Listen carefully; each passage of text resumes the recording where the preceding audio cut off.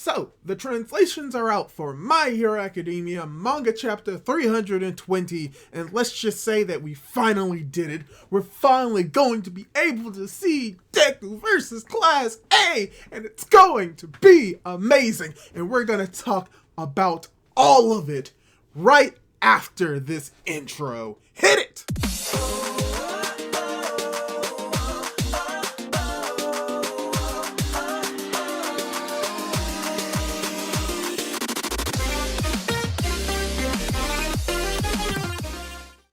Hey guys, how's it going? It is your boy, Manga Man Drew, here to talk to you about My Hero Academia Manga Chapter 320, titled Deku vs. Class 1A. And yes, we are finally here. We are finally at the moment that we've been waiting for the past 2 to 3 chapters, and sometimes even longer. Maybe when we saw that Deku left UA, this was an inevitability. We knew for a fact that Deku was going to have to go up against Class 1A, and we see that in this chapter. And not only was it awesome, not only was it amazing, but it could probably make you shed a few tears too. There are a lot of very sad and impactful moments in this chapter, and I can't wait to tell you a little bit more about them. But before we do that, I'd like to ask you, if you haven't done so, to subscribe to my YouTube channel. I do My Hero Academia content, such as reviews, discussions, and cover the spoilers when they come out. So if that's something that you're interested in, subscribe to my YouTube channel. And without the way, let's get right into it. To start off the chapter review, we actually have another color page for this chapter. It's going to be the main color page for the chapter, where we just have My Hero Academia Chapter 320, Deku vs. Class A, and it just has Froppy on the title. You know, Froppy looking very cute, very cool, in the rain, probably tying into the fact that we're going to be seeing her in the anime again very soon. So, you know, it's very cool to see that. And I think I can confirm now that in the last chapter where they said that we would have 3 consecutive color pages, it was in reference to 3 consecutive color pages for 3 different chapters of My Hero Academia, meaning that we got a color page in 319, a color page in 320, and we're going to get a color page in 321. So that's something to look forward to. So now going right into the chapter proper, we actually start the chapter off with an inner monologue of Ida. And Ida is saying that I know that once you set your mind on something, you never stop, in reference to Deku, as we also have Bakugo once again chastising Deku, saying how he looks like a different person, how he's a nerd, and how he knows that Deku has unlocked the quirks from the 4th to the 6th user. And this is something interesting that Bakugo says, because we cut over to Deku saying thank you as he uses smokescreen, and we see that Bakugo jumps into the fray to try and disperse the smokescreen, where we do see a new move from him. But what Bakugo says isn't something that only applies to him, but most likely applies to the whole class, because we also see Uraraka chiming in about the 6th user and how Deku is using his power. We do see some people screaming out smokescreen in surprise, but it's most likely that if not all of them knows about Deku's new quirks, that at least some of them have specific knowledge of it. And because of that, from what we see in this chapter, they have made plans to try and counter Deku's quirks. Primarily when we see Bakugo using his new move, Blast Landmines. And it's a cool way that he's doing it, because he just places his gauntlets on the ground and he makes an explosion that disperses the smokescreen away. So now Deku is unable to use smokescreen to get away, but he still has other tricks up his sleeves. And an interesting comment that Bakugo says, because of course he makes this smug comment, he tells Deku that, oh, once you get all powerful using all of these moves, you basically treat everyone like extras, don't you? Which is ironic, because that is exactly what Bakugo has been doing this entire series. So, you know, Bakugo has learned and he has gone through development. Let's give him a slow clap. That's all you get, Bakugo. Nothing more, nothing less. So from there, we get into the next few pages, or the next few panels, where we're going to have pretty much every classmate that is appearing in this chapter do something amazing in one way or another, and how they're going to be using their quirks in a way to try and stop or hamper Deku's escape, or try to confine him and bring him back to UA. And weirdly enough, we start off with Koda, who uses his pigeons to, for the most part, try to distract Deku and try to keep him in place so that he can actually inform Deku that he's able to come back to UA because the headmaster, aka Nezu, allowed it, as Deku is thinking about Koda and what he says. But Deku then decides to use Black Whip to try and escape. And something that I said in what I predicted would happen in this fight is that Sarah would come in and be the counter for Black Whip with his tape, as we see that literally, because not only do we see Sarah taping up Black Whip, but also taped up Deku at the same time, as he tells him like, man, that Black Whip is scary and that he should know about it because he helped train Deku, as we cut over to another small flashback of Sero and Uraraka training Deku how to use Black Whip. We didn't see all of the training that he was able to do before the fight, before the Paranormal Liberation War arc, but this is a new panel that we're seeing, so we're probably going to get a few more foreshadowings or a few more flashbacks of how Deku is able to use or learn Black Whip by cutting back to that point that we learned in the Paranormal Liberation War. But not only has Sero also chiming in to stop Deku, we also have Jiro using her heartbeat wall to send Deku flying into a nearby building, as she explains why she cares about Deku so much, or specifically a singular moment that really solidified like why Deku was a friend to her. And the moment she's talking about is just a simple moment that Deku did, which was helping her organize her notes for the cultural festival, and how it may not have been that big of an idea, but the fact that he was showing interest in her by doing his own hobbies, it may have seemed trivial, but it did make her happy. So Deku has had an influence on the students of Class 1A, and his influence is the reasoning why they're fighting from tooth to nail to try and bring him back. So from there, we cut over to Ojiro, where we get to see Ojiro using his tornado tail dance to try and restrain Deku, as we also get him remembering something that Deku did during the sports festival, when Deku got angry at Shinzo for insulting Ojiro, that is something that specifically affected Ojiro, and that because of how Deku reacted, that's something that he would never forget. So that is the reason why Ojiro is also in this fight, because of the influence that Deku had on him, showing that Deku has had a greater influence on his other classmates than he may have realized himself. And you may be thinking, wow, with all of these inspirational speeches, Deku should be really close to turning to the side of good once again and going with them, right? No, because he immediately says that, yo, the reasoning why I left is because I didn't want to put y'all in danger. All for what is coming to take me away. That's why I left, as he breaks out of Ojiro's tail dance. But luckily enough, Tokoyami comes in with his dark shadow and literally sends him crashing into a building.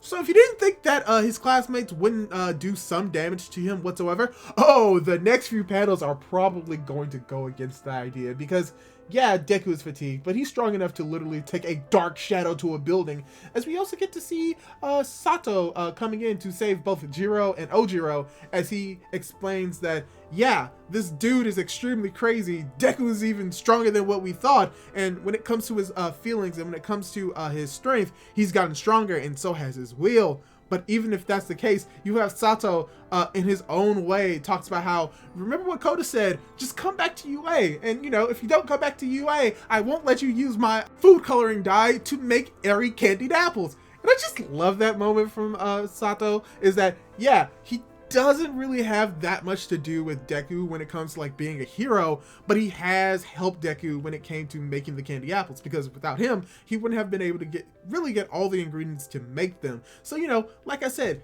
Deku has not only had influences on the students, but the students have also had some influence on him in his life.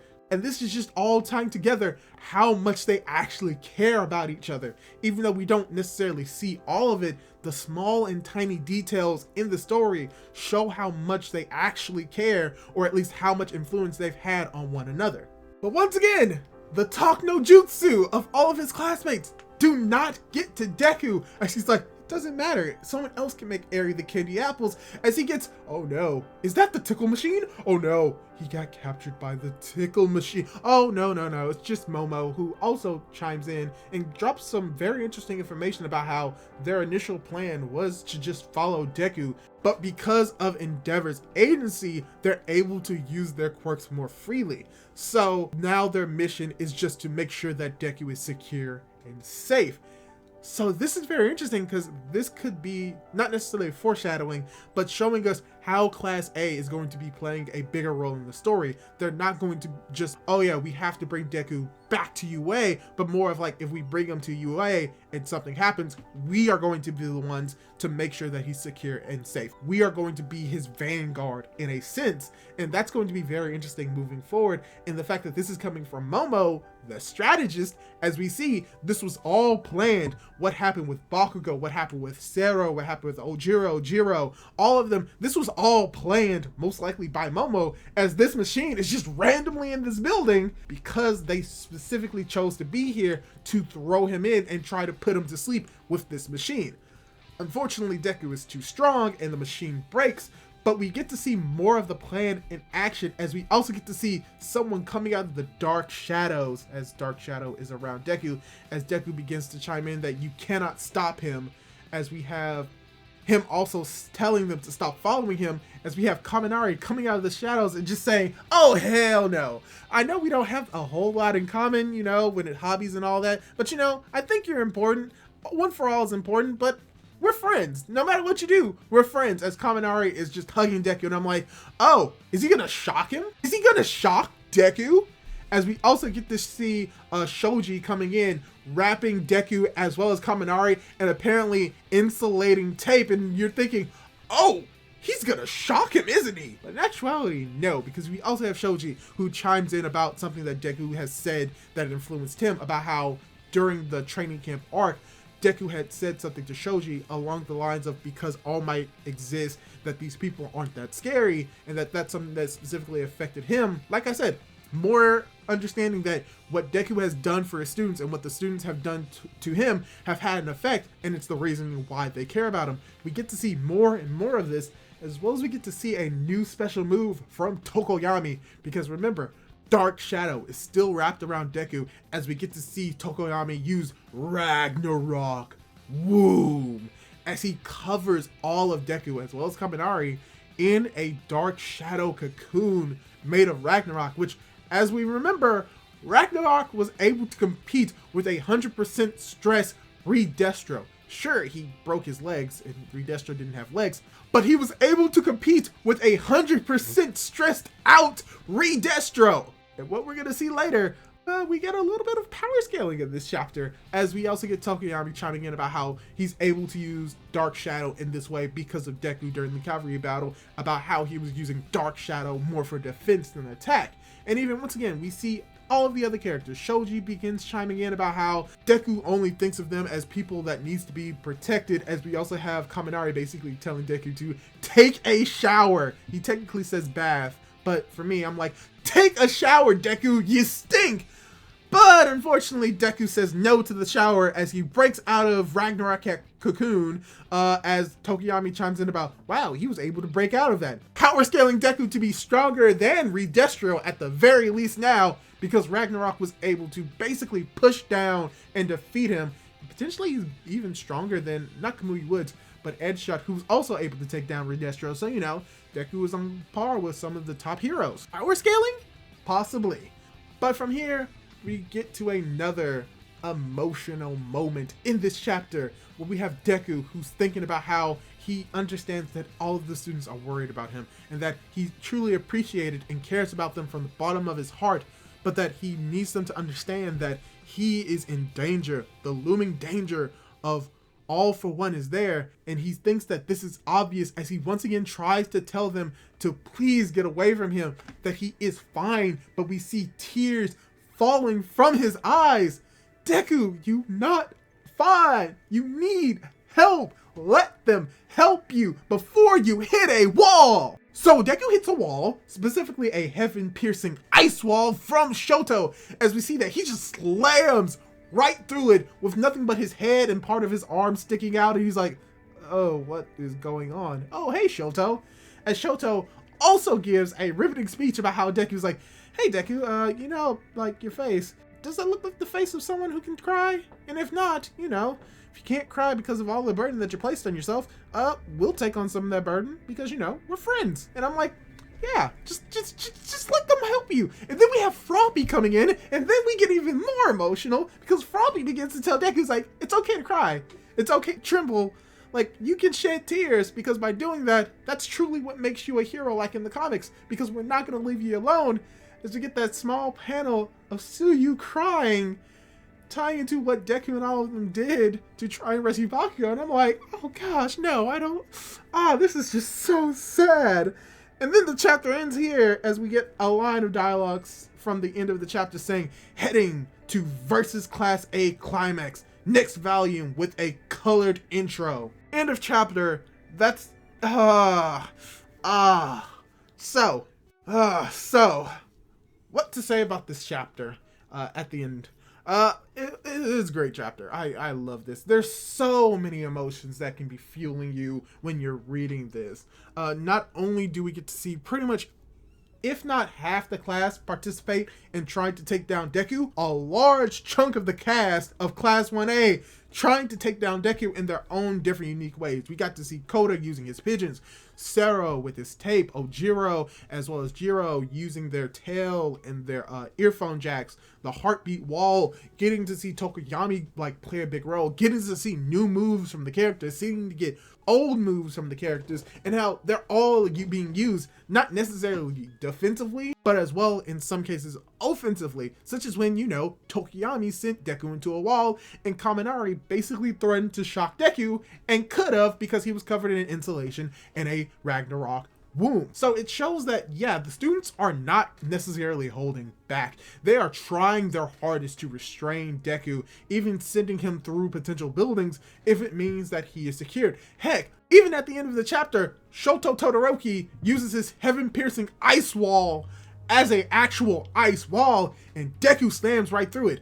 It doesn't matter if you were trying to capture him in that moment. Deku literally went through probably multiple feet, multiple meters of ice. That is going to do damage to anyone, especially Deku, but it shows that, yeah, they're not holding back. And especially when it comes to this heaven-piercing ice wall, it literally towers over other buildings in the city. So yeah, they're not holding back. They want to make sure that Deku is safe. They want to bring him back to UA. They're trying everything that they can. They're talking to him and trying to show him that it's okay.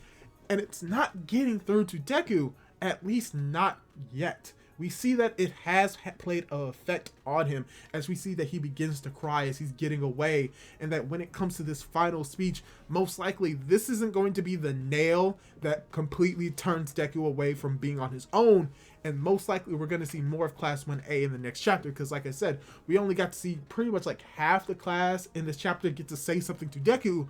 So most likely in the next half, we're going to see the other half say something to Deku, and it may conclude in the same vein as this chapter, where Froppy is the last one to say something to Deku. In this chapter, most likely, and I'm hoping, Uraraka is going to be the one to completely and solidify in the idea, in the mind of Deku, that he does not need to work alone, that he can work with them, that they can work together, not only for them to protect him, and for him to protect them, for them to protect each other, and that he doesn't have to do this alone, that he can rely on his friends, and most likely that is going to come from Uraraka, that's going to come from Ida, and that's going to come from Bakugo, and that may be the nail in the coffin that completely tells Deku that he is wrong and that he can rely on them to be helpful.